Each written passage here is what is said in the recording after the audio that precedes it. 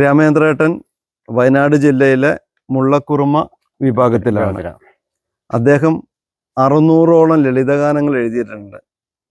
ശരിക്കും പറഞ്ഞ സങ്കടം തോന്നുക കേട്ടോ, നിങ്ങളൊന്നും ലോകം അറിയപ്പെടാതെ പോയതില്ലേ. ആ 600 ലളിതഗാനം കേൾക്കാൻ ആഗ്രഹമുണ്ട്. അതിൽ ഏതെങ്കിലും ഒന്നിന്റെ ഒരു വരികളൊന്നും മൂളാവോ?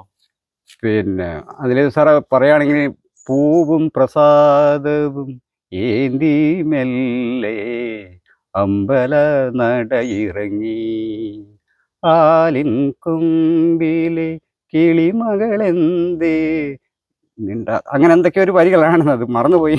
അതായത് ആ വരികൾ കൊണ്ട് എൻ്റെ മനസ്സ് പോയത് അമ്പലത്തിലേക്ക് പോയി. അമ്പലത്തിലെ പടിക്കെട്ടുകളിലേക്ക് പോയി. അതിലൂടെ സെറ്റ് സാരിയൊക്കെ ഉടുത്ത് കയ്യിൽ പൂക്കും പൂക്കുടയുമായിട്ട് അമ്പലനട ഇറങ്ങി വരുന്ന സുന്ദരിയായ ഒരു പെൺകുട്ടി എൻ്റെ മുന്നിൽ വന്നു.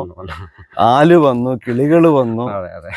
ഇത്രയും ഭാവന ഉള്ള, ഇത്രമേൽ കഴിവുള്ള ഒരു മനുഷ്യനൊക്കെ എന്താ പറയുക, അറിയപ്പെടാതെ പോയതില് വളരെ പ്രയാസമുണ്ട് കേട്ടോ. നമുക്കും അതിൽ ഉത്തരവാദിത്വം ഉണ്ട് കേട്ടോ.